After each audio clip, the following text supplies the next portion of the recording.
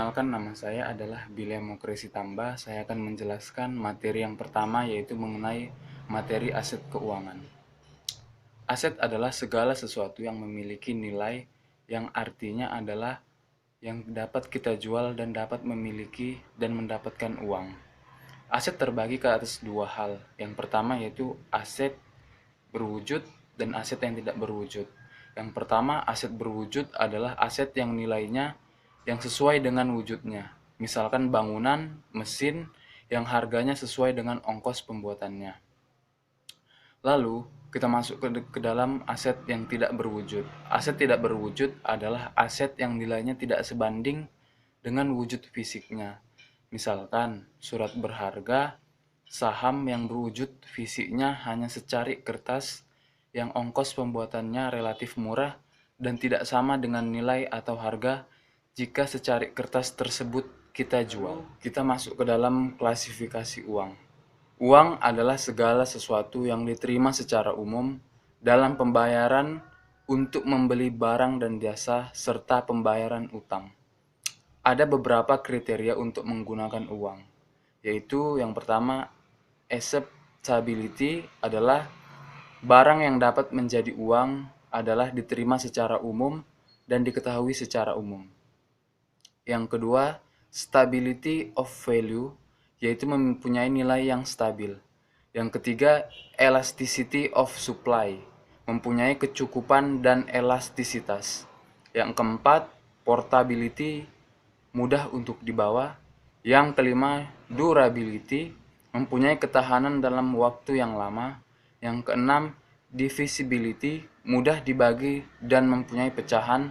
Dan yang ketujuh, yang terakhir, tidak mudah untuk ditiru. Pihak yang setuju untuk melakukan pembayaran kas atau klaim atas aset keuangan tersebut disebut dengan emiten atau issuer, sedangkan penerima klaim disebut sebagai investor. Contoh dari aset keuangan adalah pinjaman atau kredit, obligasi retail Republik Indonesia, saham biasa, dan saham preferen. Adapun klasifikasi uang yang dapat kita lihat adalah dari berbagai sisi adalah sebagai berikut. Yang pertama adalah berdasarkan bahan. Dilihat dari bahannya, untuk membuat sebuah uang maka diklasifikasikan ke dalam dua macam, yakni uang logam dan uang kertas. Yang kedua, berdasarkan nilainya. Klasifikasi nilai dapat dinilai dari yang terkandung pada uang tersebut, yakni dua jenis. Yang pertama, bernilai penuh, merupakan uang yang nilai instruksinya sama dengan nilai nominalnya. Yang kedua, tidak bernilai penuh, merupakan uang yang nilai instruksinya lebih kecil dari nilai nominalnya. Yang ketiga, berdasarkan lembaga. Maksudnya adalah badan atau lembaga yang menerbitkan uang atau mengeluarkan uang. Klasifikasi uang berdasarkan lembaga terdiri dari uang kartal adalah uang yang diterbitkan oleh bank sentral, baik uang logam maupun uang kertas. Yang kedua, uang giral merupakan uang yang diterbitkan oleh bank umum seperti cek, biliar, giro, travel check, dan kredit card. Lalu yang keempat adalah berdasarkan kawasan. Uang jenis ini dilihat dari daerah atau wilayah berlakunya suatu uang. Klasifikasi uang berdasarkan wilayah atau kawasan adalah yang pertama, uang lokal, uang yang berlaku di suatu negara tertentu. Baru yang kedua adalah uang regional, uang yang berlaku di kawasan tertentu yang lebih luas dari uang lokal. Dan yang terakhir, yang ketiga, uang internasional, uang yang berlaku antar negara. Fungsi uang yaitu 1. Sebagai alat tukar menukar, 2. Sebagai alat satuan hitung, 3. Penimbun kekayaan, 4. Standar pencicilan utang, 5. Uang sebagai alat menabung. Sistem keuangan. Sistem keuangan yaitu suatu jaringan dari berbagai unsur-unsur yang saling kait-mengkait, yang terdiri dari rumah tangga, lembaga pemerintah, lembaga keuangan yang membentuk pasar keuangan. Lembaga keuangan sangat diperlukan dalam perekonomian modern sebagai mediator antara kelompok masyarakat yang kelebihan dana dan kelompok masyarakat yang memerlukan dana. Fungsi sistem keuangan: 1. Menyediakan mekanisme pembayaran. 2. Menyediakan kredit bagi unit defisit. 3. Menciptakan uang melalui penyediaan kredit dan mekanisme pembayaran. 4. Memberikan sarana penyimpanan dana dan dalam berbagai jenis penyimpanan. Sistem keuangan dalam perekonomian memiliki fungsi pokok sebagai berikut. 1. Fungsi tabungan. 2. Fungsi penyimpan kekayaan. 3. Fungsi likuiditas. 4. Fungsi kredit. 5. Fungsi pembayaran. 6. Fungsi risiko. 7. Fungsi kebijakan.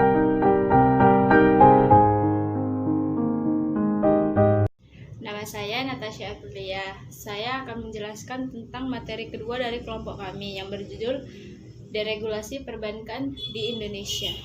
Ini saya akan menjelaskan tentang deregulasi perbankan di Indonesia. Deregulasi adalah aturan atau sistem yang mengatur tindakan atau proses menghilangkan atau mengurangi segala aturan. Deregulasi menunjuk kebijakan pemerintah untuk mengurangi atau meniadakan aturan administratif yang mengekang kebebasan gerak modal barang dan jasa.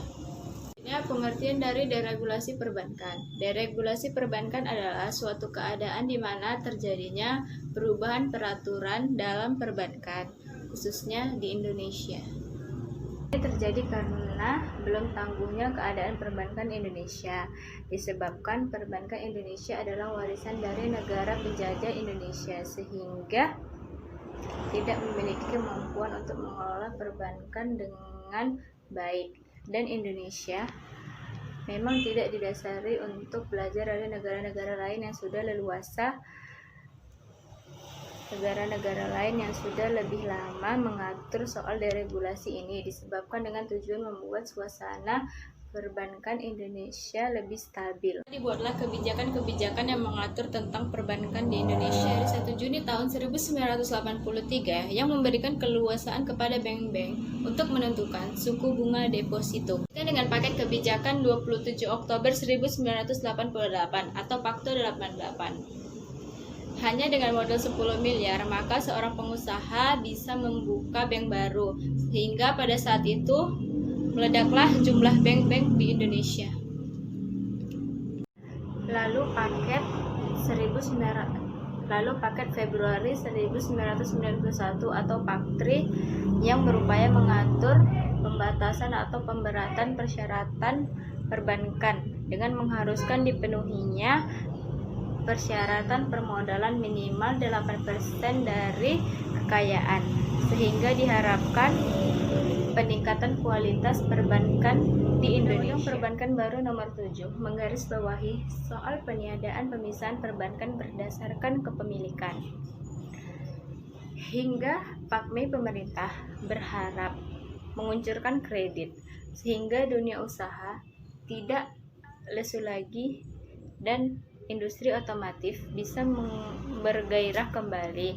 Dan terakhir dikeluarkannya PP nomor 68 tahun 1996. PP ini sangat menguntungkan para nasabah. Kondisi perbankan di Indonesia sebelum dan sesudah diregulasi. Yang pertama, kondisi sebelum diregulasi. Poin A, masa kolonial atau wilayah Hindia Belanda. Poin pertama, mobilisasi dana dari investor untuk membiayai kebutuhan dana, investasi, dan modal kerja perusahaan-perusahaan besar milik kolonial. Poin yang kedua, memberikan jasa-jasa keuangan kepada perusahaan-perusahaan besar milik kolonial seperti giro, garansi bank, pemindahan dana, dan lain-lain. Poin ketiga, membantu pemindahan dana jasa modal dari wilayah kolonial ke negara penjajahan. B. Masa setelah kemerdekaan. Poin pertama, mobilisasi dana dari investor untuk membiayai kebutuhan dana investasi dan modal kerja perusahaan-perusahaan besar milik pemerintah dan swasta. Poin kedua, memberikan jasa-jasa keuangan kepada perusahaan-perusahaan besar. Poin ketiga, mengadministrasikan anggaran untuk pembiayaan kegiatan pemerintah. Poin keempat, menyalurkan dana anggaran untuk membiayai program dan proyek pada sektor-sektor yang ingin dikembangkan oleh pemerintah. Yang C, masa sebelum diregulasi pemerintah.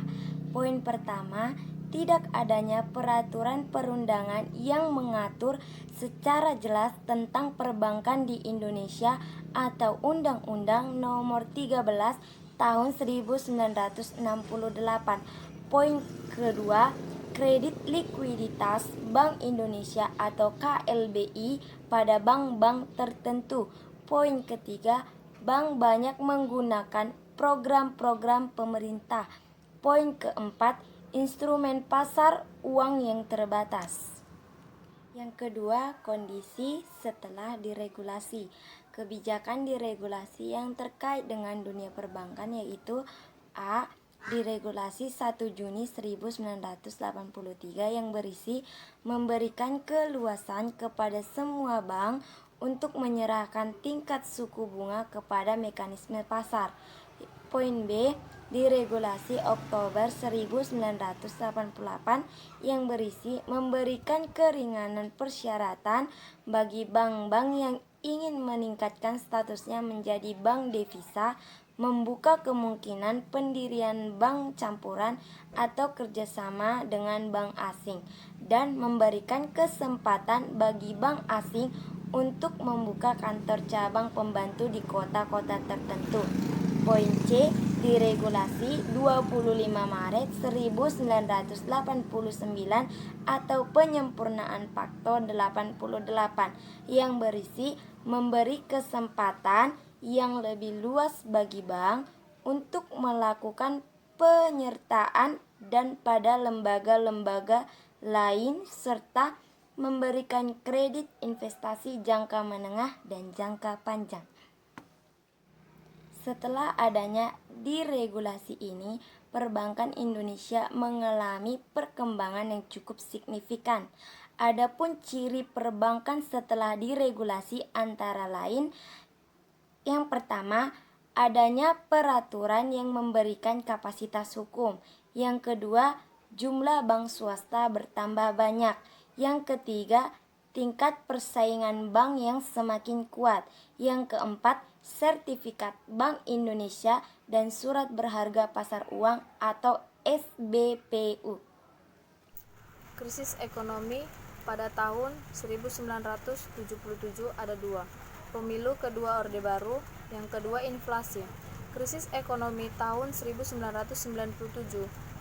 Pada tahun 1997, Indonesia mengalami gejolak politik yang kurang baik sehingga mempengaruhi berbagai sektor termasuk ekonomi. Saat itu Indonesia mengalami krisis ekonomi yang cukup parah.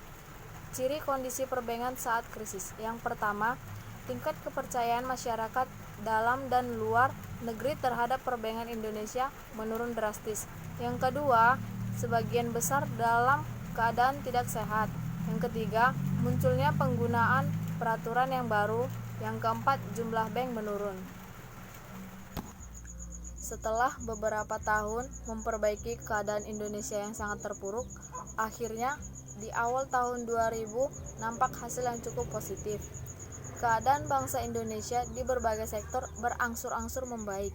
Adapun kondisi perbankan Indonesia pasca krisis ekonomi adalah sebagai berikut. Yang pertama, selesainya penyusunan arsitektur perbankan Indonesia atau API.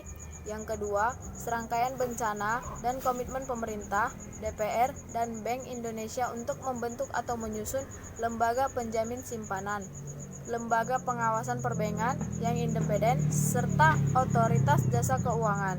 Yang ketiga, kinerja yang lebih baik yang mengarah kepada praktik, manajemen pengelola risiko yang lebih baik, struktur perbankan nasional yang lebih baik, serta penerapan prinsip kehati-hatian atau prudential banking yang konsisten.